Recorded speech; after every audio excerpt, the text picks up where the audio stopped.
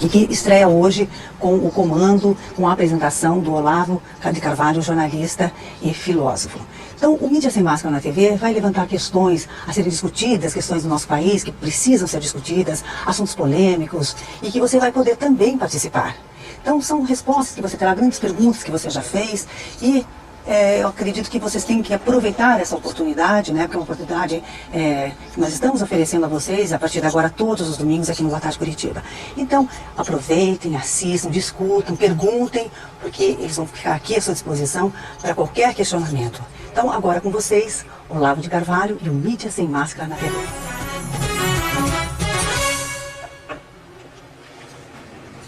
Boa tarde, telespectadores.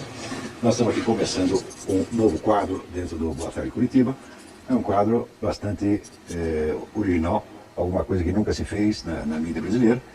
E eu espero que vocês aproveitem esta oportunidade que esse canal está lhes dando de ter acesso a certas informações que não são veiculadas normalmente na mídia. O nome do programa Mídia Sem Máscara na TV é exatamente o nome de um jornal eletrônico que eu e alguns colegas já vamos fazendo ao longo dos últimos 2 anos, a respeito do qual haverá daqui a pouco uma entrevista que será feita pela Marisa com 3 redatores do Mídia Sem Máscara, que são o Edward Wolff, Paulo Diniz Zamboni e o José Munir Nasser.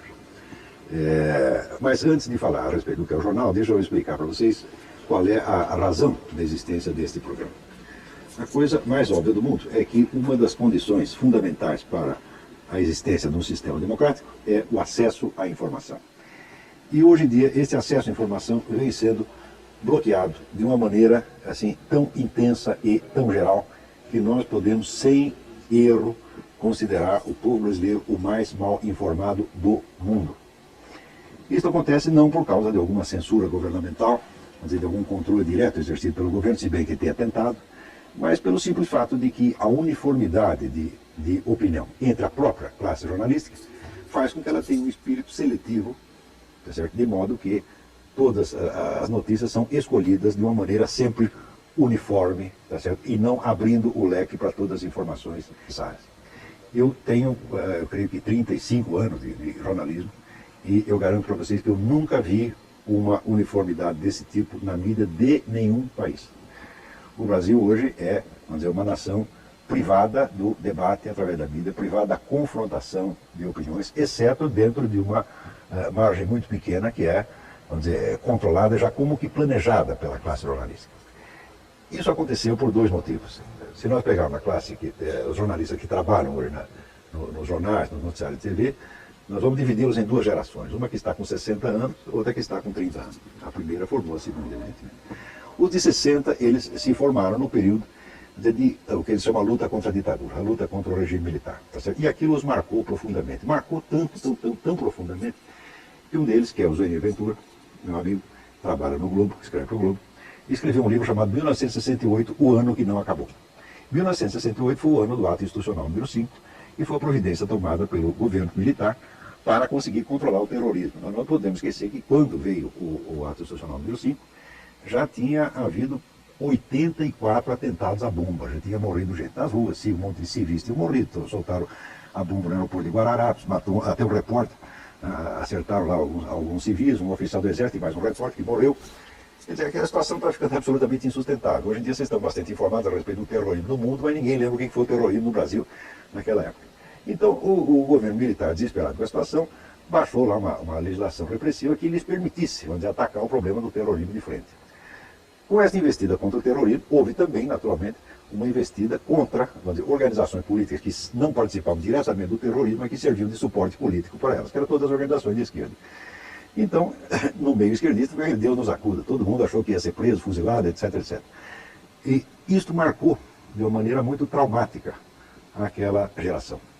E esse pessoal, que são jornalistas que hoje têm 60, 70 anos, estão até hoje lutando contra a ditadura. A ditadura já acabou faz 20 anos, e eles estão até hoje fixados naquilo. Então a preocupação número 1 desta gente é, como se diz, não dar armas ao inimigo. Então você não dizer nada que possa favorecer, vamos dizer, correntes que eles associam à antiga direita militar, é a preocupação número 1, e ela predomina sobre a preocupação de informar objetivamente. Ou seja, eles estão vivendo uma luta que já acabou, eles estão num outro tempo, eles estão assombratizados pelo que aconteceu na sua juventude. A geração seguinte, que tem 30 anos, não só foi educada por essa de 60, mas recebeu a influência de uma série de, vamos dizer, de doutrinários, de ideólogos europeus, que meteu na cabeça deles a ideia de que o jornalista não é um indivíduo que está ali simplesmente para transmitir informação.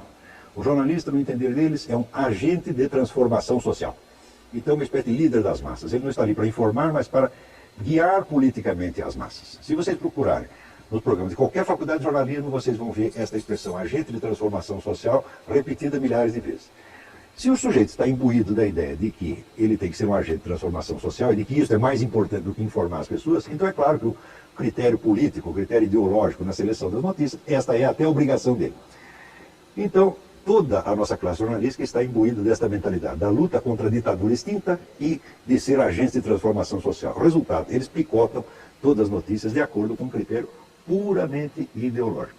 E estão tão acostumados com isso que não percebem que há aí nada de mal, e como ninguém os confronta, ninguém os desafia, eles estão achando até de boa fé que estão agindo corretamente, mas não estão agindo de uma maneira profundamente desonesta, porque não é o jornal, não é o jornalista que tem que decidir qual vai ser a orientação política do leitor. O leitor tem que ter a informação de todos os lados que existam, tá certo? E daí ele escolhe.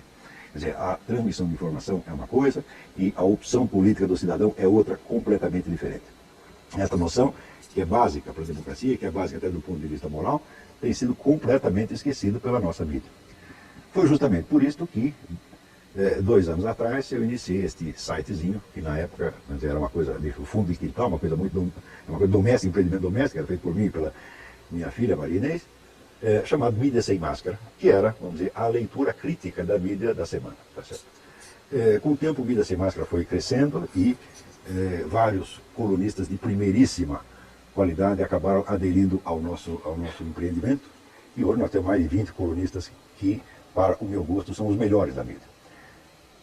Nós temos colunistas como o Zé Nivaldo Cordeiro. O Zé Nivaldo Cordeiro foi assessor econômico da Prefeitura de São Paulo, como o José Oswaldo de Mirapena, embaixador, como o Jânio Cristaldo e outros de primeiríssima ordem.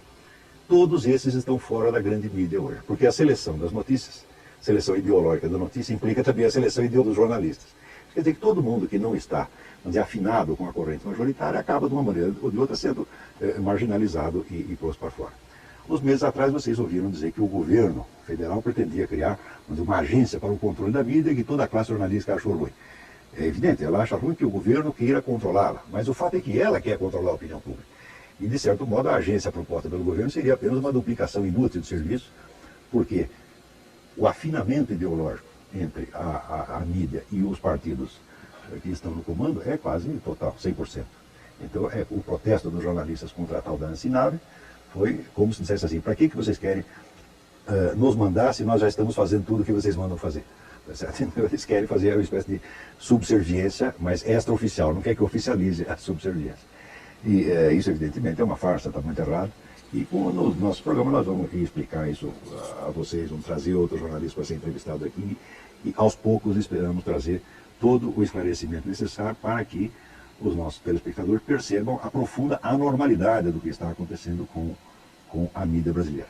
Mas agora, para falar um pouco do Mídia Sem Máscara, eu queria passar aqui a bola para a Marisa, que vai entrevistar 3 dos nossos redatores, inclusive os 2 que estão respondendo pela edição do Mídia Sem Máscara, que são o Edward Dolfo e o Paulo Diniz, e também o nosso colunista econômico, o José Munir Nasser. É bom esclarecer que este programa aqui vai ter uma estrutura muito flexível. Quer dizer, o programa pode ser ocupado todinho por um comentário que eu mesmo farei, a respeito do noticiário da semana, ou de algum outro acontecimento ligado à mídia que nos parece importante. Pode haver entrevistas e pode haver também um rodízio dos comentários. Frequentemente não estarei aqui, estará outro redator do Mídia Sem Máscara. Mas tem um que vai estar com uma certa constância, que é o José Munir Nasser. O Nasser será o comentarista econômico deste programa. Quer dizer que uma vez por mês ele vai fazer uma resenha das principais notícias econômicas, que são notícias de importância fundamental, e mostrar no que a mídia está distorcendo ou até desinformando os leitores naquele ponto. Então, uma vez por mês, temos aqui o José Munir Nasser com o noticiário econômico. Então, vamos passar aqui a bola para a Marisa para que ela entreviste o pessoal Então do vamos lá. Mídia Sem Então vamos lá. Obrigado, Olavo. E você também pode participar, você pode nos ligar, você pode fazer pergunta, até eventualmente colocar um assunto para ser tratado aqui, né, Olavo? Você está à disposição também disso, né? Então é isso. Eu quero estar agora, dar nossa boa tarde, bem-vindo também aqui no nosso Mídia Sem Máscara na TV, ao Paulo Diniz Zamboni. Paulo Diniz é historiador, Paulo. Isso, formado em História. E companheiro nesse trabalho com o professor Olavo há cerca de 2 anos e meio, né? E a gente tem descoberto ao longo desse tempo de trabalho que existe uma série de informações, além das necessariamente jornalísticas, que comportam uma análise diferenciada, que infelizmente não existe na nossa vida, né? E essa análise diferenciada, ela ajuda a compreender a atualidade, inclusive, das notícias do nosso cotidiano, né? Certo. Outra pessoa também que está aqui conosco é o Willard Wolff, que é jornalista. É jornalista, né? Jornalista e engenheiro também. Engenheiro matutino, vespertino e jornalista noturno. E daí você está no site, aí à noite está no site, no Mídia Sem Máscara. Exatamente. E também o José Munir Nasser, que é economista, que o Olavo falou, que também nos acompanhar em eventuais programas aqui falando sobre economia. Boa tarde, Munir. Boa tarde. Muito bem. Então, a missão que me cabe aqui nesse empreendimento jornalístico, ou contra-jornalístico, é debater assuntos econômicos, que são informados em profusão. Né? O Brasil é um dos países do mundo que divulga mais notícias econômicas. É muito difícil achar um jornal nos Estados Unidos ou na Europa que tenha tantas páginas de economia. Isso foi um pouco pedagogia da inflação, do tempo que tinha que ler o jornal para salvar a sua vida econômica até o dia seguinte. Mas, ao mesmo tempo que se divulga muita quantidade de material, há uma grande complacência da mídia, digamos, especializada em economia, com os verdadeiros problemas do Brasil. Eu acho que há uma baixíssima compreensão da problemática econômica brasileira ao se ler os jornais. Há muito mais um debate em torno de circunstâncias ocasionais, há um debate em torno de eventuais variações sobre o mesmo tema, mas se falar do assunto realmente não se fala. Por exemplo, agora chegou-se à conclusão que 40% das prefeituras não cumpriram com a lei da responsabilidade fiscal. Considerando que quem reclamou foi só quem sucedeu alguém, né? Porque o que foi reeleito não deve ter reclamado de não ter cumprido. Então, provavelmente, a quantidade de prefeituras que não cumpriu com a lei da responsabilidade fiscal, ela é enorme. E o debate, então, encontra-se no seguinte estado. De um lado, há as pessoas que estão aí desejando que se trate esse assunto com todo o rigor da lei e que se estabeleça aí a cassação, ou a punição desses prefeitos todos aí. Como esses prefeitos todos aí são de todos os partidos, essa é uma solução, vamos falar assim, é uma solução razoavelmente romântica. Achar que no país, no Brasil, vai haver uma cassação coletiva de 3 mil prefeitos, isso é impensável. Então, o problema que a gente tinha que pensar, na verdade, é se perguntar o seguinte: por que razão é que tem que o Brasil ter 5.570 municípios, sendo que a maioria é uma mera ficção financeira? No entanto, o debate sobre as razões que impedem que o Brasil tenha mais racionalidade na constituição da sua repartição, digamos, administrativa, territorial, nunca são tocados.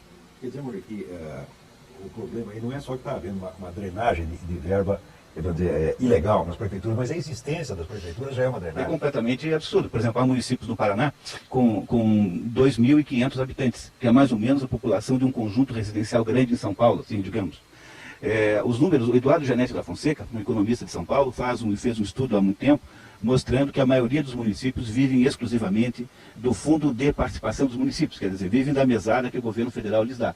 E por que é que nós temos que ter todos esses municípios? Veja, os Estados Unidos, que têm o mesmo território continental que o Brasil, tem perto de 3 mil, lá chama-se comarca, né? Counties, aqui seria alguma coisa como condado. Eles têm 3 mil municípios, por que nós temos que ter 5.570? Quer dizer, o fato de que não se toca no assunto verdadeiro, criam-se municípios que são ficções, cada um tem que ter um prefeito, cada prefeitura tem que ter meia dúzia de secretários, tem que ter não sei quantos vereadores, se não me engano, são número mínimo é 12 ou 13, e esta coisa toda custa uma enormidade sem que se possa realmente debater este fato em si. Ou seja, há um terreno sacrossanto dentro do qual não se adentra, e fica-se então debatendo se devia punir o prefeito que não cumpriu com suspensão dos direitos políticos, ou se obrigar o sujeito a pagar com o dinheiro dele. Tudo coisa romântica que nunca vai sair do zero. Porque é que mesmo que os 5.000 e tantos prefeitos fossem honestíssimos e cumprissem com toda a lei, ainda assim o Brasil estaria perdendo. Exatamente, não faz nenhum sentido, o sistema todo é ilógico. No entanto, a mídia faz um absoluto silêncio com relação a isso. Ninguém consegue pensar no problema verdadeiro. É esse tipo de debate que nós vamos fazer aqui, uma vez por mês, provavelmente, debatendo aquilo que aconteceu no mês anterior e que deve ser levado à reflexão dos senhores. Maravilha. E antes, nós já recebemos alguns telefonemas, Olavo, mas antes de fazer uma pergunta, um comentário aqui do Alexander Paterno, eu queria só fechar bem o Mídia Sem Máscara, falar sobre o Mídia Sem Máscara, depois a gente entrar nos assuntos então sendo discutidos aqui na tarde de hoje, em outras ocasiões. Bom, o Olavo já falou como foi fundado, quando foi fundado o Mídia Sem Máscara, né, igual a missão do Mídia Sem Máscara, mas eu gostaria de saber, com agora, daí vamos ver quem que vai nos responder, se o Edro, se o Paulo, se o José, enfim, qual o número médio de visitantes que vocês têm no site? Olha, o número médio de visitantes, ele varia conforme o dia da semana que o site é acessado. Quer dizer, de segunda a sexta-feira você espera uma média maior de acessos e sábado e domingo, evidentemente feriados, também uma média menor. Mas diariamente, contando durante a semana, a gente conta aproximadamente 2.500 a 3.000 acessos diários únicos por dia. Quer dizer, são 2.600, 2.700 pessoas que acessam o site, fora as inúmeras vezes que entram ao longo do dia, para ler um artigo aqui, uma notícia ali, para ler a sessão de cartas, para mandar um e-mail, etc. E tal. Então, descontando todos os múltiplos acessos diários, você tem uma média aí de 2.500 a 3.000 pessoas. Todo dia vocês escrevem para o jornal, que está sempre sendo renovado. Exatamente. Diariamente a gente tem uma publicação aí de 7 a 8 artigos, né, dos diversos colunistas que nós temos aí, mais ou menos 20, 25. Temos editoriais nossos também, quer dizer, pessoas da equipe Mídia Sem Máscara, o Paulo Diniz, ou eu, ou o professor Olavo escrevemos alguma coisa. A sessão de cartas, nós respondemos as cartas que são enviadas para nós, as pessoas fazem perguntas, dão sugestões, às vezes xingam bastante também. E qual é o perfil das pessoas que acessam esse site? Acessam, olha, mas jornalistas mesmo? O perfil, e como a internet é um meio predominantemente jovem, então o perfil do Mídia Sem Máscara é jovem também. Então são pessoas assim de 35 anos ou menos que acessam o Mídia Sem Máscara. Sem querer dizer que quem tem mais de 35 anos não seja jovem também, jovem de espírito, mas a média é essa, de 35 anos para menos. Bom, você está falando em alguns dos articuladores, né? Você falou, agora você tem em torno de 25 articuladores. 25, 20, varia muito conforme também as pessoas vão escrevendo. Tem gente que escreve a cada 2, 3 dias, tem pessoas que escrevem uma vez a cada 2, 3 meses, e a gente não procura exigir nada das pessoas, no seguinte sentido, exigir uma periodicidade, porque às vezes a pessoa não tem o que escrever. A gente respeita isso. E como que vocês contratam esses articulistas? Como eles são contratados? Olha, é na base do voluntarismo mesmo. A pessoa, ela reconhece o site, reconhece o trabalho do site, e movida por um senso de dever mesmo, de ajudar a desmascarar o esquerdismo que tem, o esquerdismo reinante que há na mídia brasileira, o sujeito nos ajuda enviando artigos e notícias, né? Então é na base do voluntarismo mesmo. Na realidade, o que acontece é que, em algumas ocasiões, o leão acaba nos contactando, porque ele está inconformado com uma matéria que ele leu. Normalmente é assim que se dá o processo. Ele lê uma matéria em um grande órgão de mídia, ele nota que há discrepâncias, alguma coisa que não está correta na matéria, e ele nos contacta. E ele oferece um ponto de vista sobre aquele determinado assunto. A gente lê o artigo, né? Nós lemos o artigo, chegamos à conclusão realmente. A gente faz uma análise, porque também o mídia ele não é um simples depósito de artigos, não é isso. É um depositório, a gente faz uma análise primeiro. Detectando o valor daquela informação, a gente coloca essa matéria no ar. Vocês fazem análise também no ar? Fazemos análise do material que é colocado. Não é um instrumento de combate, né? Vai lá pois qual é a repercussão desse trabalho de vocês? Olha, como o Edward disse, diante do público jovem, principalmente, que eu acho que é o que mais conta, tem sido fantástico. Isso eu posso afirmar. A maioria do público do mídia é de público jovem, público interessado no assunto. Por isso que quando você fez a pergunta inicial da parte de história, aspecto histórico, etc., isso é importante, porque muitos jovens, principalmente os que estão frequentando universidades, faculdades, etc., alguns já estão verdadeiramente saturados do mesmo tipo de informação. É sempre o mesmo tipo de informação. Eles procuram uma outra visão e eles acabam encontrando no mídia. É lógico que nós não temos pretensão de ser donos da verdade, né? Então há os que não concordam, os que comunicam essa discórdia. Exato. Mas a ideia é essa, é gerar a discussão. A discussão é saudável. É isso que a gente quer e dentro desse parâmetro a gente conseguiu. Felizmente nós conseguimos e estamos trabalhando para isso crescer, né? Inclusive nós temos o site, né, do jornal do Mídia Sem Máscara, né, que nós podíamos até colocar no ar para que as pessoas anotem o endereço. www.mídiasemmáscara.org. Então você pode também acessar a partir de hoje, que as pessoas que não conhecem, né, o Mídia Sem Máscara. E todo domingo aqui o Mídia Sem Máscara na TV, tá aí, né?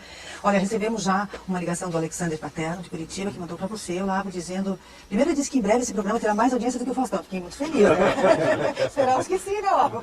Que coisa, Faustão. Que coisa, Faustão. Obrigada, Alexander. E ele pergunta se os jornalistas sabem que estão passando informações incorretas. Na verdade, não sei se fez uma pergunta ou se foi uma... Sim, você quer ver se eles estão conscientes do que estão fazendo. Certamente os mais velhos, sim. A geração de 60 anos sabe exatamente o que está fazendo, sabe por que está fazendo e compreende perfeitamente os propósitos políticos de tudo isso. O pessoal mais jovem, como diz, vai no piloto automático, quer dizer, já pega toda aquela linha editorial que já é costumeira e ele simplesmente segue, às vezes sem examinar criticamente o que está fazendo. Agora, aí, quer dizer, um é por esperteza e outro por ignorância, mas existe a ignorância culpada. Quer dizer, o sujeito está ignorando uma coisa que ele não pode ignorar, que ele não tem o direito de ignorar. Agora, aos poucos se consolidam hábitos na redação e esses hábitos se automultiplicam, eles se eternizam. Eu vou dar um exemplo para você. No Brasil, a referência da mídia brasileira em matéria de noticiário mundial é sobretudo um jornal americano chamado New York Times. O New York Times tem uma linha, como diz, de esquerda light, né? É mais ou menos social-democrata, é o equivalente ao tucano americano, né? E é um jornal que outrora já foi muito importante, mas hoje o New York Times, nos dias de semana, ele vende 400, 500 mil exemplares. Chega no domingo, vende de 1 milhão e no máximo 2 milhões. Isso quer dizer que para os Estados Unidos, o New York Times é um nada. Só para você fazer uma ideia, o Sean Hannity, que tem o programa na Fox, ele tem 18 milhões de telespectadores por dia. Quer dizer, 9 vezes mais do que o New York Times tem no dia que vende mais. E outro comentarista chamado Rush Limbaugh, que tem 38 milhões de ouvintes pelo rádio todo dia. Quer dizer, o que é o New York Times perto disso? O pessoal segue o New York Times porque é parecido, vamos dizer, com a mentalidade deles. Então, ele se respalda na autoridade, entre aspas, do New York Times, para transmitir aquilo que querem transmitir. Com isso, já estão falseando totalmente o próprio panorama americano. Nos Estados Unidos, ninguém liga para o New York Times, ninguém nem confia. Quanto mais de CNN, CBS, tudo isso está caindo, o pessoal não acredita mais. Lá, o rádio é que é o veículo forte nos Estados Unidos. Um fenômeno como esse Rush Limbaugh, 38 milhões de ouvintes por dia, ninguém pode com ele. Ele é um sujeito sozinho, né, tem poder mais que 10 ou 20 jornais juntos. A imagem que o pessoal transmite aqui é como se o New York Times fosse a grande autoridade da mídia americana. Com isso estão falseando totalmente o panorama. É por isso que na mídia brasileira, todo mundo jurava que John Kerry ia ganhar a eleição. O único jornalista brasileiro que dizia Bush ganha era eu. Por quê? Eu não ligo para o New York Times, eu me informo nas outras fontes. Mas eles não querem se informar nas outras fontes porque não dizem o que eles querem. Então fica uma esquece. Eu minto para você, você mente para mim, nós nos enganamos um ao outro. E é isso que tem acontecido na vida. Então, eles estão conscientes sim do que estão fazendo e os que não estão conscientes não têm o direito de não ter consciência. Quer dizer, o sujeito que lida justamente com a informação é um cara que não pode dizer, mas eu não sabia, porque a sua obrigação é saber. É isso? E aproveitando então, já vou passar do Henrique também. Por favor. Depois se vocês quiserem comentar alguma coisa também, né? O Henrique da Água Verde, ele pergunta, não está havendo na mídia um anti-americanismo ideológico? Certamente. Diz que no uso do programa também, então esse deve existir. Também acho, viu? Certamente. Nós vamos falar mais a respeito disso, porque eu trouxe até aqui para vocês alguns livros para mostrar qual é a origem remotíssima desse anti-americanismo na mídia brasileira. É uma coisa que vocês vão cair de costa, porque nunca foi informado. Como é que começou isso e por que começou e por que se eternizou? Tá certo? Mas isso é um assunto para depois. É melhor, né? Aliás, até para complementar a pergunta sobre o anti-americanismo, é interessante que tem muitos leitores que entram no Mídia Sem Máscara, leem tudo que tem lá e mandam e-mails mais ou menos no seguinte teor. Meu Deus, vocês estão falando bem de George Bush. Fico escandalizado. Ficam escandalizados com isso. Quer dizer, como vocês podem fazer uma análise positiva de um presidente que, segundo o leitor, é como se fosse um Adolf Hitler? Quer dizer, olha, escuta, George Bush não é um Adolf Hitler. George Bush é um sujeito, é um republicano, um sujeito muito bem formado, é um sujeito que tem um sujeito de princípios, um sujeito de valores, e tem os seus defeitos também. Mas o Mídia Sem Máscara faz o quê? Nós pegamos o todo e analisamos o todo, tirando o viés ideológico da notícia. Quer dizer, vamos analisar a presidência de George W. Bush pelos fatos, pelo aquilo que ocorre, pelo aquilo que acontece. Isso. E não se a gente gosta ou não gosta do George W. Bush. No Mídia Sem Máscara tem colunistas que são pró-Bush e colunistas que são contra. Exatamente. Agora, o restante da vida só tem Só contra. tem contra. Então o sujeito fica assustado de entrar num site que tem colunistas que falam a favor. Esse, quer dizer, o anti-americanismo você percebe bem aí, quer dizer, Mídia Sem Máscara, por menor que Esse seja... anti-americanismo é mesmo que a imprensa Exatamente. passa isso, né? Vai passando isso para as pessoas. Mas é importante explicar exatamente o que é o conceito de anti-americanismo. Isso. Porque se você analisar os artigos que estão disponíveis no Mídia Sem Máscara, muitos são contra muitos políticos dos Estados Unidos. Então, de certa forma, tem que ser explicado o que é anti-americanismo. A disputa que ocorreu entre George Bush e John Kerry foi uma luta entre americanos e anti-americanos, porque as ideias que guiam John Kerry, elas são essencialmente contrárias ao espírito do verdadeiro norte-americano. São coletivistas, são socialistas, são esquerdistas, são anti-Estado Nacional, são contrários à ideia de soberania nacional. Como contrários? Simples, submeter o país à ONU. Essa é uma ideia que ganha força em outros países. Não, por coincidência, um deles é o Brasil. E não por coincidência também, toda a grande mídia brasileira isso vestiu a camisa de Isso é Joe Biden. um ponto onde a distorção do noticiário chega à completa inversão.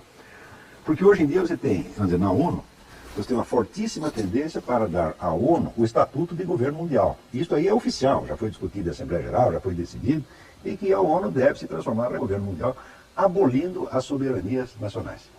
A ONU está nisso e a comunidade europeia também está nisso. No Brasil, a coisa é noticiada como se fossem os americanos que estão fazendo. Justamente, qual é a primeira... Se você quer implantar um governo mundial e você quer acabar com as soberanias, qual é a primeira soberania que você tem que liquidar? A do país mais forte, evidentemente. Então, a primeira é Estados Unidos.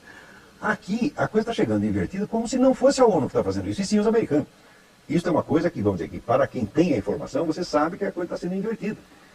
Quer dizer, aí eu já tenho cobrado, através dos meus artigos, eu tenho a coluna no Globo, em vez de escrever um artigo mensal para a Folha de São Paulo, outra quinzenal para 0 Hora. Eu, através dos meus artigos, cobro dos meus colegas. Como é que foi isso? Eles disseram isso, mas aqui a documentação mostra o contrário. Eles nunca respondem nada. Você tem que já ter agido, já passou para ser vergonhice mesmo. Né?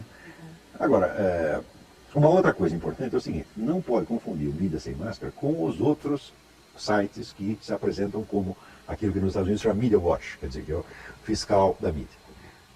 Sem desfazer do trabalho de ninguém, o fato é que todos estes sites, tipo Observatório de Mídia, Observatório da Imprensa, etc., todos eles são ligados a organizações políticas que os financiam. Todos eles.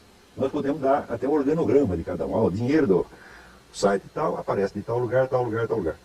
O Mídia Sem Máscara não é financiado por ninguém, não tem patrocinador nenhum e todos nós estamos trabalhando de graça. É isso que permite, vamos dizer, a nossa total liberdade.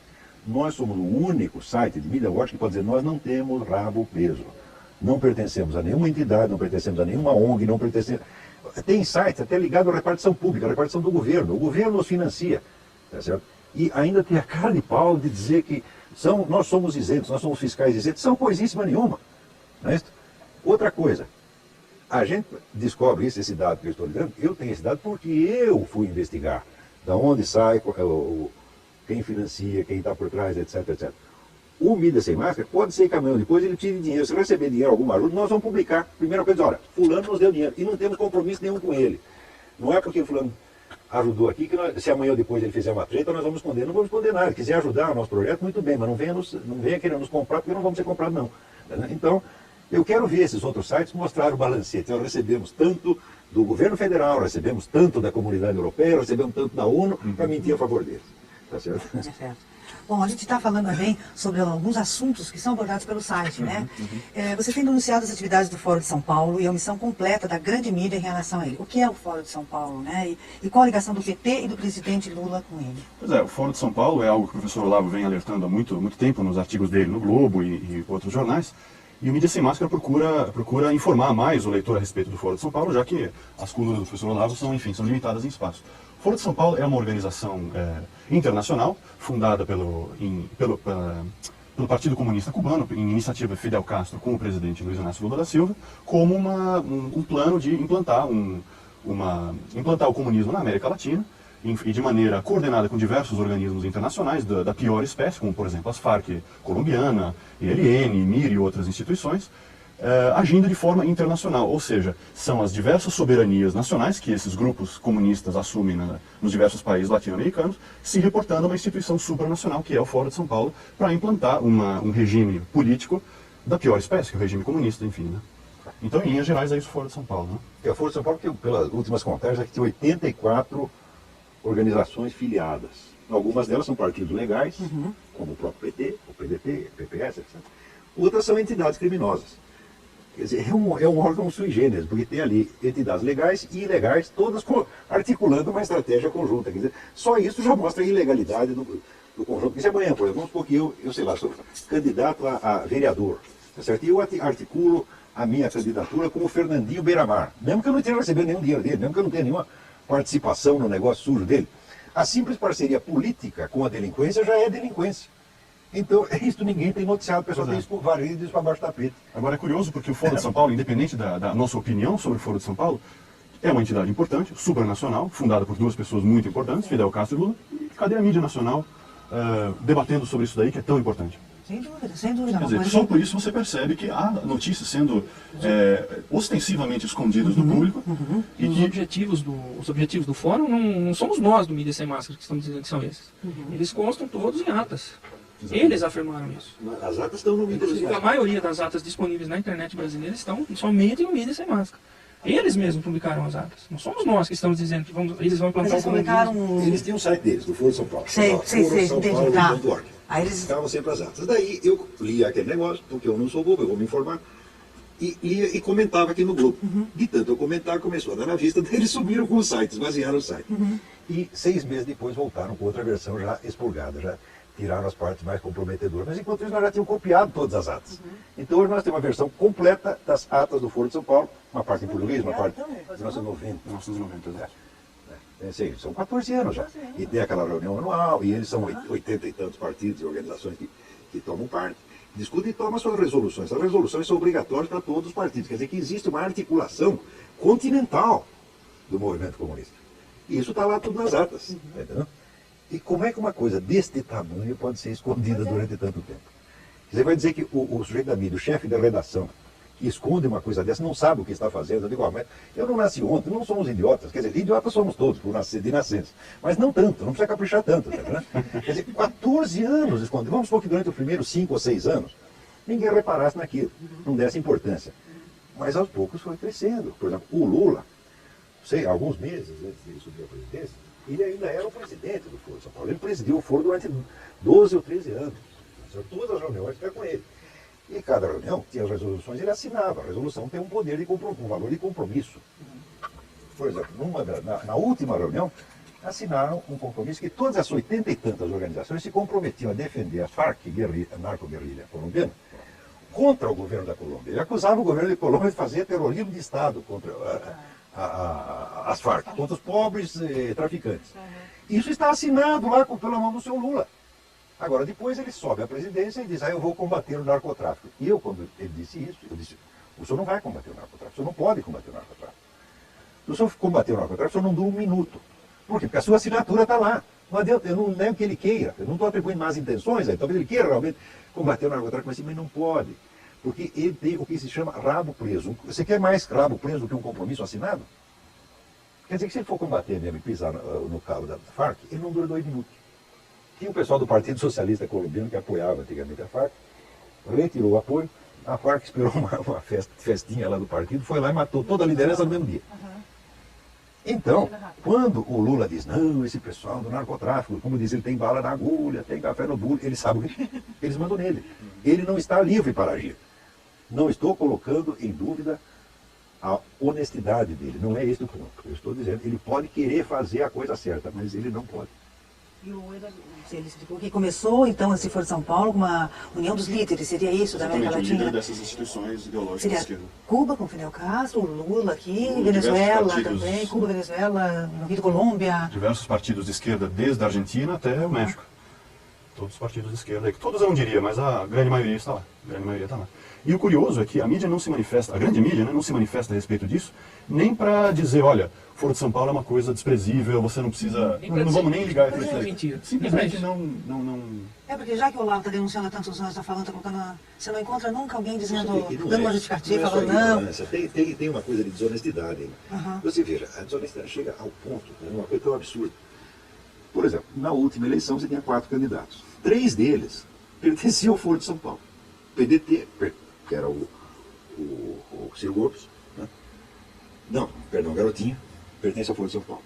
O PPS, era o Ciro Gomes, pertence ao Foro de São Paulo. E o PT. Ora, existem resoluções do Foro de São Paulo, já de anos atrás, que colocam como prioridade para todo o foro eleger o Lula presidente da República do Brasil. Então, como é que o sujeito assina um compromisso de eleger o Lula presidente e no dia seguinte ele se apresenta como candidato fazendo de conta que é concorrente?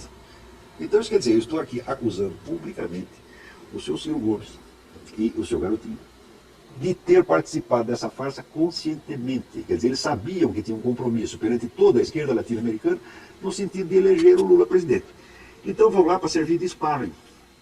Entendeu? Como no boxe, tem um sujeito lá só para apanhar. E depois de apanhar, ele é premiado, como o seu Ciro Gomes foi premiado com o Ministério. E depois ainda a nossa mídia tem a cara de pau dizer que foi a eleição mais transparente da nossa história. Foi a eleição mais opaca, porque ninguém nesse país ficou sabendo da coisa principal com relação à eleição. Então é uma situação muito anormal que está acontecendo. Mais dia, menos dia, isso tudo vai ter que vir à tona. Tá certo? Eu não vou dizer que as pessoas vão nos ouvir agora e todo mundo vai acordar, mas não é assim. Tá certo? A nossa audiência também é limitada, não é tão grande assim. Mas é absolutamente necessário que este país, se ele quer ter uma democracia, tá certo? Ele aprenda que é preciso ter a informação certa. Sem isso não tem democracia. É isso aí. Exatamente. Nesse país não falta, né? Aliás, para quem quiser ler as atas do Foro de São Paulo, quando a pessoa entra no Mídia Sem Máscara, tem um bannerzinho à direita, escrito lá, Foro de São Paulo, atas e documentação, uma coisa assim.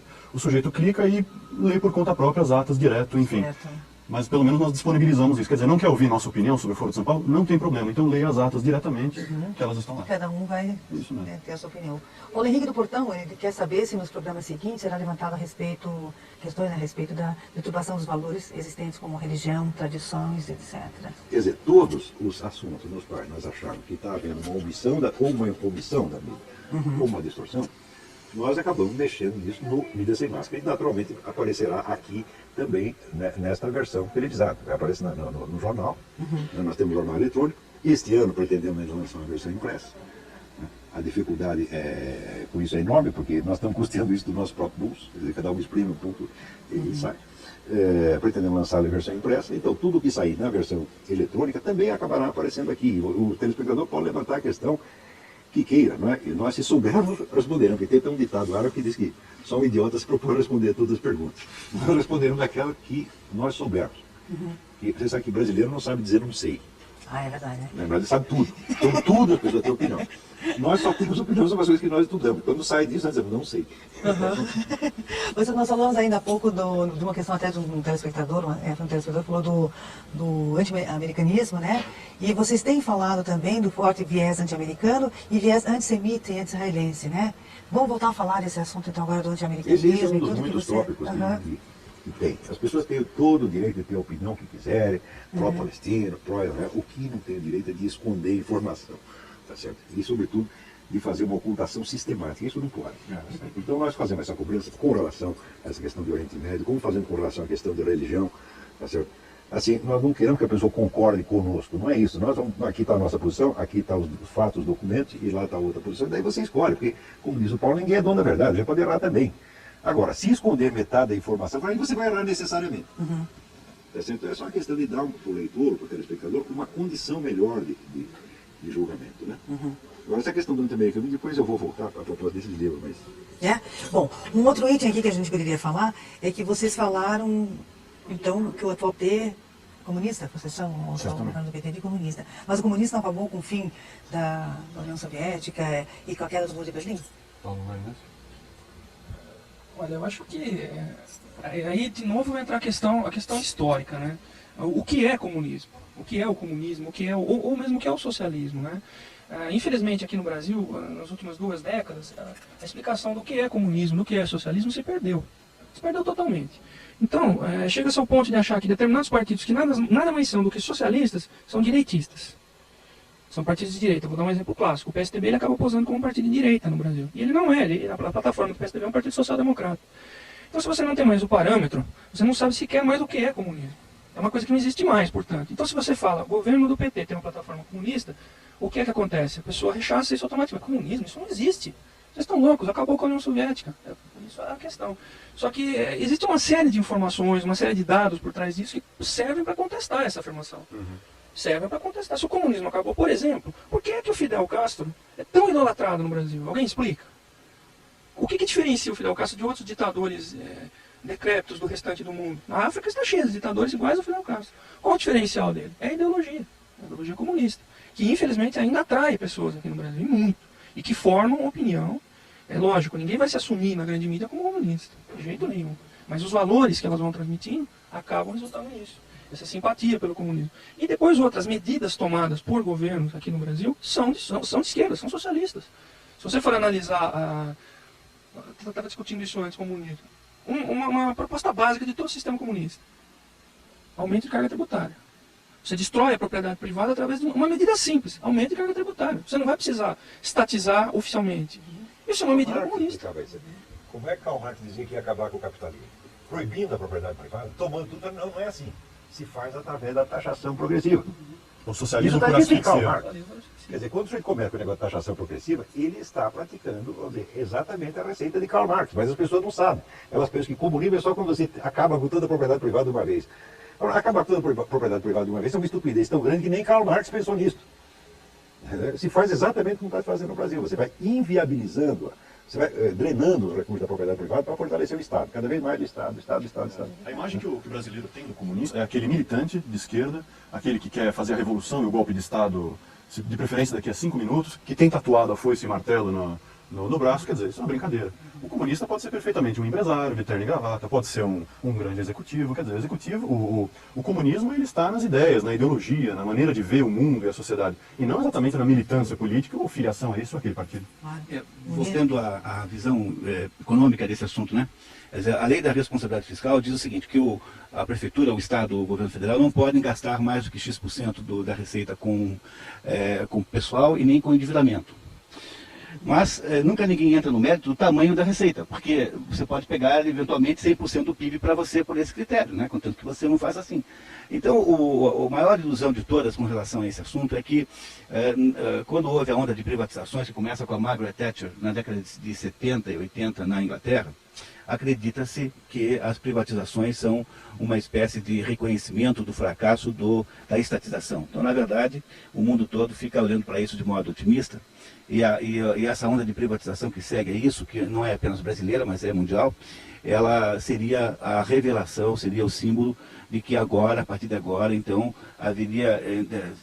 o mundo se transformaria num mundo liberal, e chamou-se até isso de neoliberalismo, que não tem absolutamente nada a ver com liberalismo. Queria alertá-los, por favor, para que nós tivéssemos um cuidado imenso de jamais confundir a palavra liberalismo no sentido austríaco da palavra, dos grandes austríacos que criaram uma concepção de mundo liberal, do que se chama, porém, de neoliberalismo. Neoliberalismo, na verdade, é uma maneira de o Estado moderno, com pretensões socializantes, deixar de interferir diretamente na atividade econômica e entregar esta atividade para os particulares que têm notoriamente mais competência de atuação do que ele, e em seguida expropriá-los via sistema tributário, via a quantidade de impactos de natureza expropriante é tão grande que até existe um chamado empresa socialmente responsável, que é mais um tipo de imposto. Quer dizer, na hora em que o Estado e os empresários desavisados e ingênuos saem por aí fazendo publicidade de seus programas sociais, todo o programa social de alguma empresa não passa, em última análise, de um imposto disfarçado. E pior do que um imposto disfarçado, é um imposto que obriga o sujeito a uma espécie de confissão de culpa.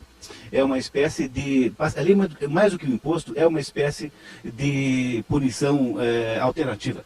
É como você faz com alguém que cometeu um crime e manda ir lá limpar a rua, pois as empresas, já que são tão culpadas assim, porque o sistema atual explora a sua pretensa culpa sobre os males do mundo, as empresas, para não serem mais punidas, então elas submetem apenas alternativas, que é essa história de empresa socialmente responsável, empresa cidadã.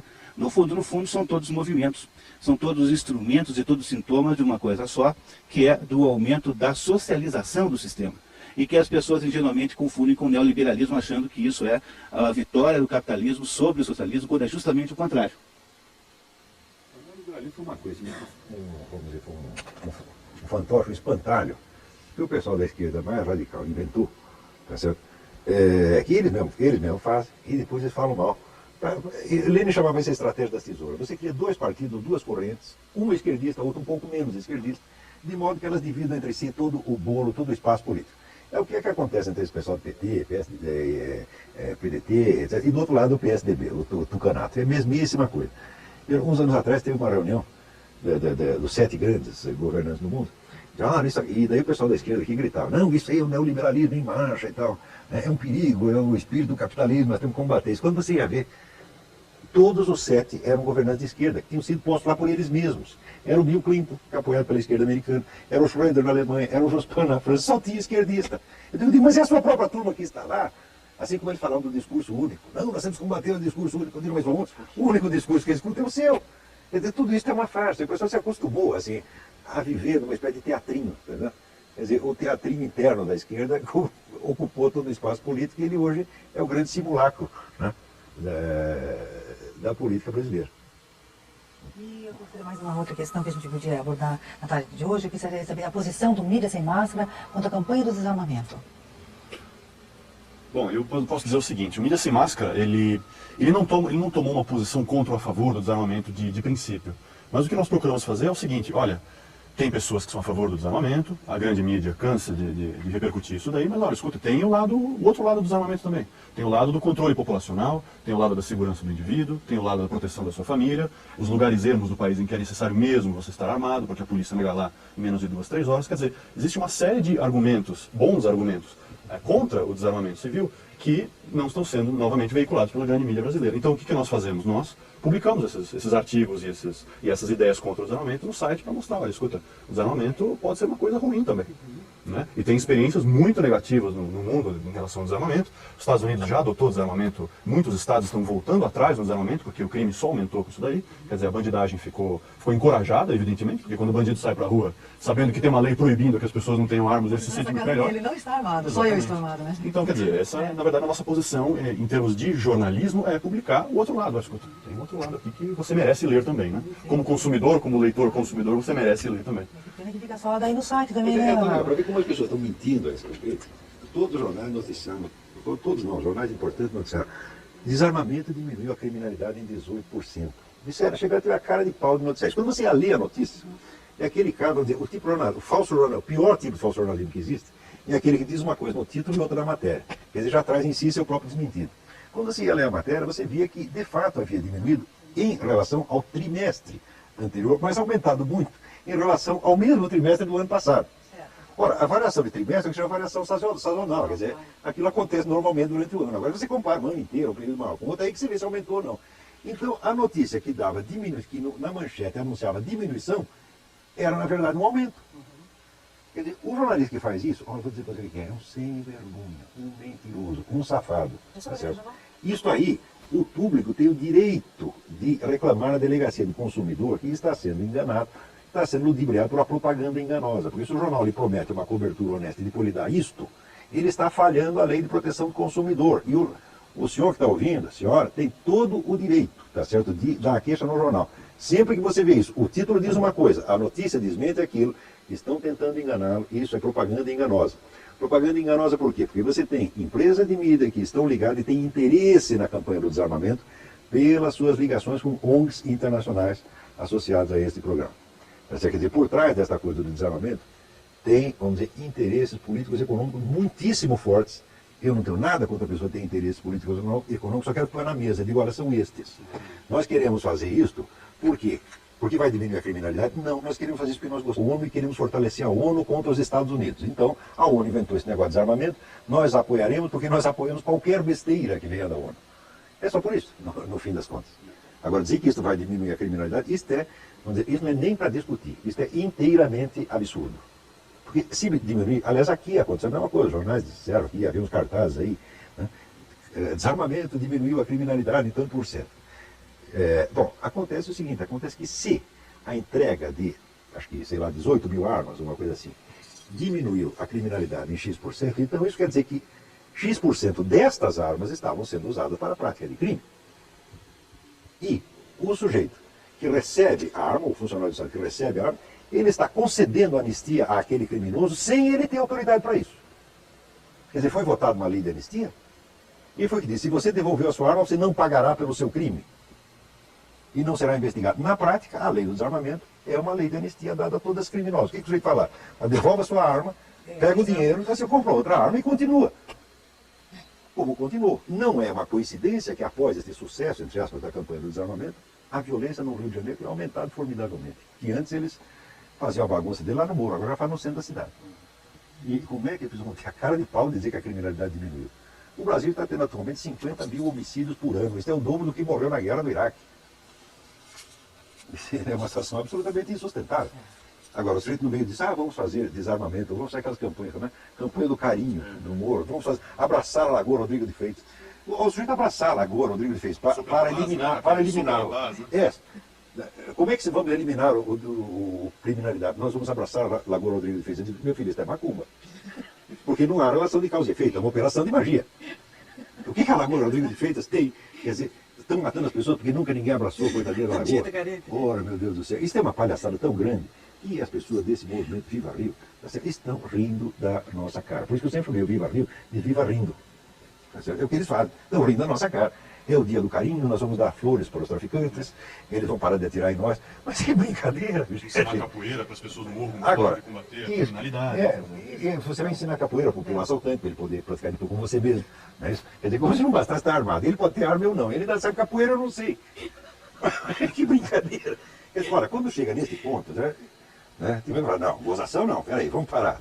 Aí já passou do ponto do admissível. Tá certo? Isso é um cinismo muito grande. Então, como que chegamos a isso? Privando o povo de informações, de modo que ele vai se acostumando com essas ideias idiotas e acaba aceitando. Acho que além de privar, distorcer as informações. Distorcer. O maior canal de TV a cabo americano, Fox News, eles têm um lema chamado We Report, You Decide. Quer dizer, nós noticiamos e você decide. Mas é claro. O que a mídia brasileira, em grande parte, a grande mídia está fazendo? Nós noticiamos conforme a nossa ideologia, portanto já estamos decidindo o que você vai pensar no momento que você está vendo. Não? Aquela ideia de ouvir o outro lado, quer dizer, o mandamento número 1 do jornalismo, nunca é praticado. Mas se você vai ver o espaço que a mídia concedeu ao desarmamento, a campanha pró-desarmamento, o espaço que concedeu ao argumento contrário, é ridículo, é 2 ou 3%, se tanto. Então, você não tem condição de decidir. Quer dizer, a redação, porque isso não é nem empresa, às vezes não é nem dono do jornal que faz isso, às vezes é a própria redação que decide por si. Porque é difícil um dono de jornal mandar na sua redação. O jornalista não é proficiente, não, eles não obedecem assim facilmente. Eles fazem o que eles querem, tá certo? Então, nós aqui na redação decidimos que vai ser assim, e pronto, quem não gostou, cala a boca, entendeu? E isso vai sendo imposto. Geração após geração, já faz 40 anos que está assim, eu vou mostrar para vocês daqui a pouco, se ainda vai tempo. Também pode ficar passando. Bom, vocês dizem, né, que o PT, vamos botar um pouquinho o PT novamente, atua praticamente sem oposição nenhuma. Mas o PSDB não é uma oposição forte ao PT? Olha, o PSDB é um partido social-democrata. E a social-democracia é o que a gente poderia chamar de direita da esquerda. Ou seja, a esquerda tem diversas nuances, diversos graus, e um dos graus mais light, vamos dizer assim, é a social-democracia. Quando você tem, numa disputa democrática eleitoral, você tem desde o partido de extrema esquerda até um partido social-democrata, que é a esquerda light, disputando, e todos os partidos ditos de direita tentando imitar esses partidos de esquerda, então significa que você não tem uma oposição, você tem apenas uma variação dentro da mesma ideologia. Quer dizer, qual é o socialismo que você prefere? Essa pergunta que é feita para a população nas eleições. Você prefere o socialismo do PT? Você prefere um socialismo rosa claro do PSDB? Você quer um vermelho Ferrari do PSTU? Qual o grau de vermelho que você quer? Mas entra nessa quantidade de partidos também não dá uma confusão assim nas pessoas? Eu acho que a quantidade de partidos, aí é uma opinião minha, a quantidade de partidos é o reflexo da democracia. Certo. Quer dizer, você tem diversas correntes internas num país e os mas partidos... eles não são muito definidos também, eles vêm muito com uma propaganda, mas uma coisa não muito clara também, é né? Difícil identificar a ideologia dos partidos, né? mas é possível, pensando um pouquinho, analisando o discurso... ou não ao Foro de São Paulo e à Internacional Socialista. Tá. Você quer saber qual é a linha do partido? Se está afiliado a isso, então é um partido de esquerda, socialista, comunista, etc. Mas você deve lembrar que no tempo da ditadura, o governo inventou 2 partidos. Tinha a Arena e tinha o MDB. E qual era a diferença? A Arena era o partido obediente e o MDB era um pouquinho menos obediente. Então, hoje, essa é a diferença entre os grandes partidos PT e PSDB. O PT é o partido do governo, que obedece ao governo, e o PSDB faz de conta que está contra, mas a identidade é total. Tá certo? E isso mesmo, esse é confesso. Outro dia saiu lá a conversa entre o Fernando Henrique Cardoso e Cristóvão Buarque, os dois dizendo, não, nosso partido está em perfeito acordo do ponto de vista ideológico, estratégico, etc, etc. Nós só temos uma disputa de poder. Ou seja, qual de nós que vai ter o poder para fazer a mesma coisa que o outro quer fazer? Sobre os partidos, independente da formação dos partidos, uma coisa todos têm em comum. Nenhum deles acredita no indivíduo. Todos acham que o Estado é a solução para o país. Todos. Em maior ou menor grau. Quer dizer, quando, por exemplo, se debate previdência social nas eleições, então um partido acha que a previdência social deve ser reformada desse jeito, o outro daquele outro jeito. Olha, escuta, alguém já propôs a abolição da previdência social pelo governo? O governo privatizar tudo? Nem se pode discutir, por quê? Porque são todos partidos de esquerda. Certo. Então eles estão apenas disputando quem é que vai assumir a pasta da previdência social e qual plano de que indivíduo, de qual partido que vai ser implantado. E não realmente um debate amplo de ideias, como se espera numa democracia. Certo. Eu tive uma informação agora que o programa para São Paulo encerra às 15 horas, às 17 horas, aliás, às 5 horas. Nós temos mais 5 minutinhos para a cidade de São Paulo. Depois nós podemos até continuar um pouquinho mais aqui com Curitiba, Não. né? Porque nós temos algumas perguntas ainda a serem feitas. O Diogo do Batel, ele pergunta para o Olavo qual foi a atuação do Papa Pio XII colaborando com comunistas na Segunda Guerra Mundial. Não com os comunistas, o Papa Pio XII já foi acusado de duas coisas, de ter colaborado com os nazistas na Segunda Guerra Mundial e um pouco mais tarde com os comunistas. Este é um abacaxi, esse problema. Eu preferia mais tarde fazer um programa só sobre isso, porque precisa muita documentação, não é uma coisa assim fácil de resolver, não. Geralmente a pessoa resolve assim na base sectária. Brasileiro, Então, vou separar essa. brasileiro assim, primeiro emite uma opinião, primeiro escolhe uma opinião e depois ele vai averiguar os fatos, né? E daí os fatos que trata de se arranjar. Então, se você é católico, gosta do Papa Pio XII, você diz, é tudo mentira. Se você é anticatólico, já fala, é tudo verdade. Mas a coisa não é bem assim. Precisa investigar com seriedade. Então nós vamos guardar Então, vamos deixar essa esse do Diego, programa. né? Isso. Agora, se você fez a pergunta baseado no livro do tal do John Cornwell, que se chama O Papa de Quinto, este livro é charlatanismo do começo até o fim. Então esse aí não serve. Agora, e conta mais sérias, pró e contra. E a gente um dia vai fazer um programa só sobre isso, fica prometido aqui. E o Luiz Carlos do Centro também pergunta qual a influência, agora eu não sei se o nome está de Antônio Gramsci, é Gramsci? Gramsci, dos partidos comunistas. Antônio Gramsci, ele foi o fundador do Partido Comunista Italiano. E era talvez o melhor cérebro que tinha naquilo. E ele já na década de 30, ele tinha a ideia de que aquele método insurrecional e violento usado na Revolução na Rússia não ia funcionar na Europa Ocidental. E de que na Europa Ocidental, nos países mais desenvolvidos, a revolução tinha que ser feita por dentro. Isso é, você ocupa o Estado por meios constitucionais, meios legais, e daí você vai de lá de dentro bagunçando a coisa. Mas antes mesmo de tomar o Estado, você precisa tomar os órgãos de cultura, as escolas, os jornais, etc, etc, para que antes de você anunciar que vai implantar um regime socialista, todo mundo já seja socialista sem nem saber o nome, tá certo? E ele cria então essa estratégia do que ele chama de revolução cultural, que precede a revolução política. Nós podemos dizer que no Brasil, a revolução cultural, isso é a inoculação de um vocabulário socialista, de valores socialistas, símbolos socialistas, em toda a cultura, já estava pronta e já estava vencedora há mais de 10 anos atrás, tá certo? Então todo mundo vai aceitando isso. A ideia do Gramsci era que todo mundo aceitasse isso como uma coisa tão natural. Ele diz que a autoridade do Partido Comunista, do partido que conduzisse o processo, ele diz seria onipresente e invisível como um decreto divino. Que você obedece sem nem saber o que está obedecendo. Isso é a expressão do Gramsci. E muita coisa você vê que isso já está acontecendo no Brasil. O Gramsci é o teórico mais importante do comunismo, né, depois de Lenin, Stalin, etc. Né? E no Brasil é tremendamente influente. É talvez o autor mais citado em teses universitárias no Brasil. A Universidade Brasileira se transformou num templo devotado ao culto de Antônio Gramsci. Só se ensina, tudo que se ensina é baseado no Antônio Gramsci. Agora, o pai e a mãe que tem o filho na universidade nem sabem disso. E o filho que está na universidade recebendo tudo isso, ele não sabe que isso é pregação política. Isso para ele é a natureza das coisas, é o conteúdo da matéria que está sendo ensinado. Se não há alternativa, se não existe confronto, você não fica sabendo exatamente onde você está. Você vê, um time de futebol, o que seria um time de futebol que entra no campo sem ter outro time do outro lado? O que ele vai fazer lá? Eu digo, vocês estão mais ou menos assim, não sabem nem o que estão fazendo no campo. Eles têm que ter a confrontação. Tá certo? Não essa falsa confrontação, como disse o Edward, da esquerda com a esquerda mesmo. Não, tem que ser total, tem que haver total para que a pessoa de esquerda coloque as suas posições, a pessoa, e todas as faixas de esquerda e todas de direita tem que estar presente, a pessoa tem que conhecer tudo. Por quê? Porque isso aí ninguém é o dono da verdade. Já dizia São Tomás de Aquino, na verdade é filho do tempo. Quer dizer, precisa ter muita gente, né? Ou a Bíblia disse, quando você tem mais conselheiros é melhor para você. E você ouve tudo e depois você tira a sua conclusão. Aqui, o telespectador, o leitor jornal está sendo privado desta oportunidade.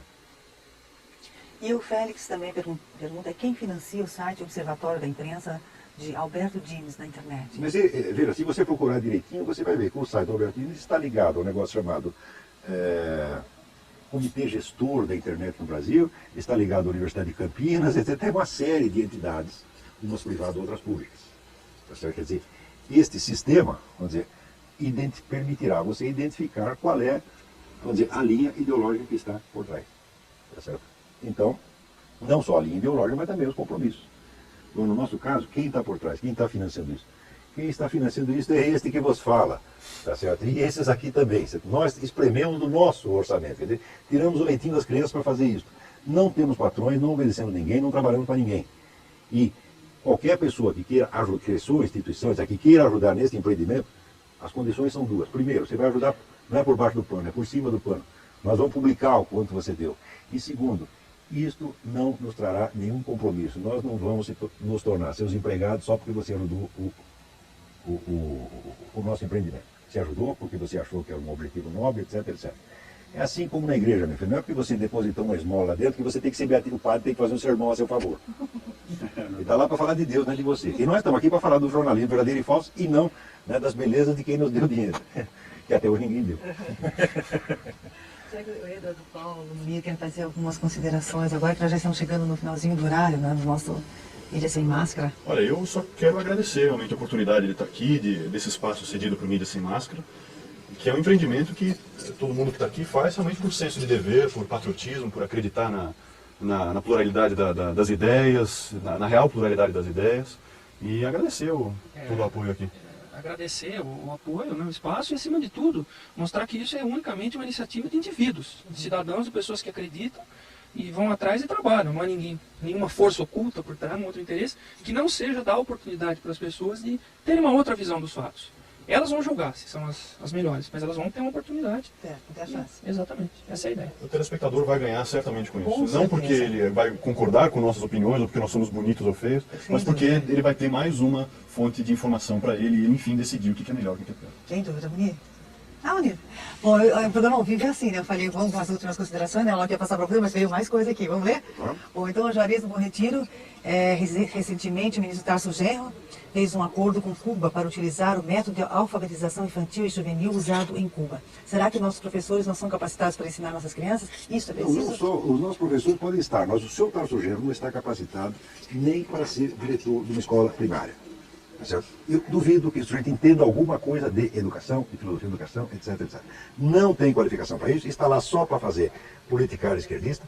E esse negócio de trazer técnico cubano e se inspirar em Cuba, isso é uma pouca vergonha. Porque o pessoal, não, mas Cuba tem o mais baixo nível de analfabetismo da América Latina. Eu já tinha nos anos 50, muito antes da Revolução. Cuba sempre foi um país de gente culta. Vocês lembram, está no livro do Carlos Alberto Montaner, Viagem ao Coração de Cuba, que é uma história de Cuba no século XX. Você vai ver que nos anos 50, o nível de instrução em Cuba já era altíssimo. Tá certo? Então, o que a Revolução acrescentou? Não acrescentou absolutamente nada. Tá certo? Ademais, na Revolução, na educação cubana, metade dela é só manipulação, é só pregação revolucionária. Tá certo? E outras coisas, as famosas glórias da medicina cubana, o negócio da barbatana e tubarão, tudo isso é uma palhaçada. A medicina cubana é uma das piores do mundo. E o pessoal está enganando vocês, pô. Isso aí é tudo marketing de Cuba. Aliás, por que tem que fazer esse marketing? Por quê? Porque Cuba está falida. Então tem que recolher dinheiro para Cuba. Então o que faz? O Brasil foi lá, o Lula foi lá e já deixou 400 milhões de dólares lá de presente. Ah, mas não basta. Então precisamos fazer um convênio aqui para o brasileiro soltar mais dinheiro lá para Cuba. Tá certo? E precisa também fazer turismo para Cuba. O senhor Lula durante muito tempo ficou de agente de turismo. Né? Vamos promover viagens para Cuba. Por que tem que ajudar Cuba se Cuba tem um regime maravilhoso que resolveu todos os seus problemas econômicos? Cuba vive da caridade pública, inclusive das suas vítimas. Por quê? 1/6 da população cubana fugiu para Miami, chegou em Miami, abriu uma lojinha disso, abriu não sei o quê, ficou todo mundo rico. E agora eles mandam anualmente milhões de dólares para os seus parentes em Cuba. Então, é um regime falido que vive da caridade das suas próprias vítimas. Quer dizer, pessoas que saíram de lá corridas, saíram numa balsa, pendurando um pneu, tá certo? Morrendo de fome, e que se fizeram depois por trabalho e esforço em Miami, hoje sustentam Cuba. E ainda vem esse safado mentiroso Fidel Castro dizendo, não, nós temos um regime maravilhoso, aqui resolvemos todos os problemas. Você não resolveu problema nenhum, você só arrumou o problema, tá certo? E você vive da piedade das suas próprias vítimas e dos seus inimigos. Por exemplo, o bloqueio econômico americano. Sabe o que é o bloqueio econômico americano? Quer dizer que não pode sair dinheiro de lá para os Estados Unidos, mas entrar pode. O bloqueio é um grande negócio para ele. Ainda fica fazendo, não, nós estamos mal aqui porque não podemos comerciar com os Estados Unidos. Você não pode comerciar, você só pode receber ajuda. Você só entra dinheiro, não sai. E ainda vem reclamar? Mas que sem vergonha esse, pô. Aliás, a respeito da medicina cubana, eu convido o telespectador a entrar no Mídia Sem Máscara. Lá tem uma palavrinha escrito Cuba, ele pode clicar e tem todas as notícias do Mídia Sem Máscara sobre Cuba. E lá nós temos fotos mostrando o interior de hospitais e sanatórios cubanos que estão num nível de degradação que, olha, eu acho que nem o hospital público brasileiro de pior qualidade teria coragem de sustentar. Quer dizer, é sujeira para todo lado, pessoas jogadas no chão, uma sujeira que no Brasil nunca se viu. E também nós temos lá falando também várias fotos de Havana, mostrando como é que é a vida em Havana, fora daqueles pequenos bairros que são sustentados para turistas. Quer dizer, como é que é a vida dentro de Cuba, como é que vive um cubano médio. Então lá o leitor vai poder ver com os próprios olhos como é que está a situação. A Alzira da Fazenda Rio Grande pergunta qual partido que não é comunista ou socialista? No Brasil? Não, tem alguns que não são nada, tá certo? E que, vamos dizer, eles servem de moeda divisionária. Quer dizer, na hora do acordo, né, tem 2 ou 3 partidinhos, 2, 3 não, dúzias de partidinhos que não são absolutamente nada, e que serve para fazer negócio com os 2 grandes partidos da esquerda, o PT ou o PSDB. Tá certo? Só serve para dar troco. Tá certo? Mas o PT, tá certo, é um partido marxista. O PDT também, o PPS também, tá certo? E o PSDB não é um partido marxista, mas é um partido socialista. Isso quer dizer que ele pertence a um tipo de marxismo que o pessoal chama de revisionismo. Que é a ideia do processo evolucionário, lento, né, democrático, gradualista, democrático, mas ele pertence à Internacional Socialista. Então, você tem algum partido pró-capitalista aqui? Não tem nenhum. O capitalismo está proibido. Tá certo? Você viu algum dos 4 candidatos na última eleição dizer assim: eu sou a favor só da economia de mercado, o Estado tem que largar esta coisa, tem que diminuir o imposto? Fala isso. O Brasil virou pecado falar isso hoje. Quer dizer, ficou proibido. Pecado. Quer dizer, olha, eu também, às vezes não tenho posição firmada sobre as coisas, mas eu quero ter informação. Quer dizer, por exemplo, a gente deve, aquele negócio de privatização de empresas, isso é bom? Eu não sei. Mas como é que eu vou saber se vocês não deixam eu saber, pô? Se não tem a discussão séria.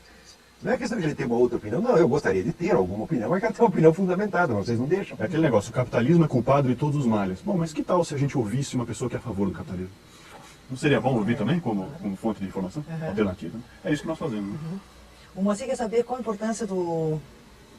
E agora sim, a importância do voto, visto que a mídia apoia sempre o presidente pré-escolhido e esse vem a ganhar milhões se o povo é coagido a aceitar. Você veja, na última eleição, havia 4 candidatos que estavam lá só para eleger um deles. Por quê? 3 pertenciam ao Foro de São Paulo, já está tudo combinado entre eles. Parece que desde 96 já estava decidido pelo Foro de São Paulo que todas as organizações deveriam fazer o possível para um dia colocar o Lula na presidência. Então os representantes desse partido estão lá fazendo de conta que são concorrentes, só para perder e depois pegar um carguinho ou pegar alguma vantagem secundária. Então, isso quer dizer, o eleitorado inteiro foi enganado. Foi enganado por quem? É difícil saber por quê, porque tanta gente enganou vocês, não que tenha uma articulação total entre esse pessoal da mídia e dos partidos políticos, não precisa ter articulação, não precisa ter conspiração, eles já estão de acordo automaticamente, é a força do hábito, porque são 2 gerações que pensam igual. Então, automaticamente eles já apoiam isso aí. E nós? Nós temos direito a voz e voto também? Não, não temos não. Então isso quer dizer que na última eleição não houve oposição real. Oposição é o seguinte, você tem 4 candidatos socialistas, então tem que ter um candidato pró-capitalista, pô. Vocês têm os 4, e se pegar os 4, né? Eles são todos a favor do mesmo programa, os programas sociais da ONU, que nunca deram certo em lugar nenhum. A ONU existe só para comer dinheiro e fazer besteira, entendeu? Como fez no Iraque. Você fica 10 anos discutindo, o que nós vamos fazer com o Saddam Hussein? Enquanto isso, Saddam Hussein soltando dinheiro lá para o Kofi Annan, para todo mundo para enrolar. Aí você chegou uma hora com o americano, chegou uma paciente e falou, estou por aqui, vocês não vão fazer nada mesmo, vou eu fazer. Se fez certo ou fez errado, não sei, mas eu sei que a ONU está fazendo errado. Porque não faz nada e ainda está levando dinheiro do Saddam Hussein para não interferir lá. Então, no Brasil, o que o pessoal faz aqui? Toda essa turma da esquerda segue os programas da ONU. Os projetos de lei que eles apresentam vêm pronto da ONU. Nosso projeto de educação vem pronto da ONU. Projeto de saúde pública vem pronto da ONU. Projeto de segurança vem pronto da ONU. O pessoal só pega o da ONU e repassa aqui para o público brasileiro. E não tem um candidato para dizer, não, eu não quero isso. Nós queremos ter uma outra solução. Tá certo? Então, na última eleição, você tem toda a razão, você foi totalmente manipulado. Agora, o único partido dos 4 que não pertencia ao Foro de São Paulo é o PSDB. Ora, eu não sabia. Sabia sim, o seu Zé Serra sabia de tudo. Tá certo? Por quê? Porque eu conversei com gente da assessoria dele, eu botei toda a documentação do Foro de São Paulo na mão deles, o Denis Rosenfield passou também para eles, ou seja, eles estavam sabendo de tudo. Então, aí, nesse caso, nós temos que perguntar, seu Zé Serra, o senhor é só covarde, o senhor é mentiroso ou o senhor é burro? Eu não sei, mas uma das 3 coisas o senhor é. Porque escondeu, ajudou a esconder. E perdeu a eleição por quê? Porque escondeu. Porque se ele tivesse estourado essa bolha do Foro de São Paulo, olha, vocês 3 estão mancomunados, vocês 3 pertencem ao Foro de São Paulo, e o único que não pertence sou eu estou livre. Ele ganharia a eleição. Então o senhor jogou sua eleição para presidente fora por um desses 3 motivos. Covardia, burrice ou desonestidade. Eu não quero julgar o senhor, mas uma das 3 coisas o senhor é. E para finalizar, então, o Afonso do Alto da 15 disse que vai falar sobre o fim da Previdência Pública. Qual país sério não tem Previdência Pública? Aí não é que não tenha Previdência Pública, mas a Previdência Pública sempre tem abordagens diferentes. Por exemplo, não sei se você se surpreenderia saber que nos Estados Unidos uma pessoa de classe média não tem acesso a nenhuma espécie de Previdência Pública. Você tem 2 programas lá chamados Medicaid e Medicare, que são aplicáveis, num caso, a pessoas muito pobres, comprovadamente pobres, e no outro a pessoas muito idosas. Mas uma pessoa comum, como eu e você, provavelmente, não temos direito a chegar num lugar qualquer e sermos atendidos por uma espécie de SUS. Isso parece estranho para você? Pois é assim que é nos Estados Unidos. Só para dar uma ideia para você de quanto esse assunto é um assunto mais complexo do que nós imaginamos em princípio. Agora, de certo modo, essa conversa de previdência pública começa na Europa com a criação do welfare state, que é um sonho socialista inglês. Os ingleses, quando acharam que iam transformar o país num país socialista, na década de 60, quando houve uma sucessão de primeiros ministros socialistas, achavam que conseguiriam criar um Estado que seria tão capaz de cuidar dos cidadãos que seria até possível que o cidadão pudesse se eximir dos próprios tropeços e circunstâncias e complicações da própria condição humana. Quer dizer, na hora em que o Estado diz para você que todos os seus problemas e todas as suas mágoas podem ser resolvidas por ele, você está à frente a uma proposta absolutamente maliciosa. Quer dizer, no fundo, o que se quer fazer com você é comprar a sua subserviência total e completa. Então, o sonho da Previdência Pública plenipotenciária, esse com que nós sonhamos de modo geral, é um sonho que tem um preço político extraordinário e ele não é universal como se pensa. Quer dizer, ele é um componente dos países e dos momentos desses países em que há, de fato, um espírito socialista em vigor. Não adianta também me dizer que na Suécia as coisas funcionam muito bem, porque a Suécia só ficou assim depois que ficou rica. Então, esses países muito prósperos do mundo nórdico são países que têm uma assistência muito boa, porque são países ridiculamente pequenos. A Islândia, por exemplo, inteira tem 400 mil habitantes, que é o tamanho de um pedaço da cidade de Curitiba, ou das regionais de Curitiba. Você imagina um país com 400 mil habitantes? É um país que dá para você acarpetar inteiro. Como é? Né? Você pega a Dinamarca é do tamanho da região metropolitana de Curitiba, um pouco maior, deve ter uns 4 milhões de habitantes. Então, você tem países de 4 milhões de habitantes, 3 milhões de habitantes, muito homogêneos. Países onde não há, por exemplo, crescimento demográfico importante, porque esse é outro fator que ninguém nunca lembra. Quer dizer, nós não tivemos nenhum cuidado em ter algum controle da quantidade de pessoas que vão nascendo. Você criou, então, uma situação absurdamente grande de clientela e você não tem os meios para resolver isso agora. E aí, então, ficamos acalentando sonhos socialistas de resolver os problemas da condição humana, quando, na verdade, existem experiências muito melhores. Por exemplo, mesmo aqui na América Latina, você tem um sistema de previdência completamente privado e por aí você compreende que há uma diferença entre uma obrigação de criar um sistema de previdência que é imposta pelo poder público e um sistema tutelado pelo poder público. Porque você deve sempre levar em consideração o seguinte: o governo só entende do lado do gasto. Então o problema do governo é sempre gastar. E quem só pensa em como é que gasta, sempre pensa muito mal. Porque não tem nada mais fácil do que você gastar o dinheiro dos outros muito mal. Então é preciso compreender que não adianta você entregar o dinheiro tudo para o governo, porque seguramente esse montante usado no Brasil hoje para custear a Previdência Social é garantidamente extremamente mal utilizado. Então, o problema não é você ficar discutindo ideologicamente se esse negócio faz sentido moral ou não, porque no fundo nós estamos falando aqui de mais prático. Será que deveria de fato ser assim? Esse tipo de debate é que nunca é trazido à tona em nenhuma discussão sobre esse assunto. E é esse debate que nós vamos trazer aqui nesses nossos programas. Maravilha. Bom, telespectadores, nós já estamos encerrando aqui o nosso horário. Eu queria agradecer muito ao produtor do programa Boa Tarde Curitiba, nos permitir fazer este quadro. Nós vamos estar aqui na semana que vem. Nós não temos um plano fixo. O programa pode ser conduzido por qualquer dos redatores do Mídia Sem Marca, seja eu ou qualquer um outro. Pode ser um programa só de comentários, pode ser uma resenha do noticiário da semana, pode ser entrevista, quer dizer, tem uma flexibilidade muito grande. Nós vamos, assim, fazer as coisas de acordo com aquilo que a situação do noticiário presente exija, de modo que a gente possa comentá-lo da melhor maneira possível. Então, muito obrigado a todos e até a semana que vem.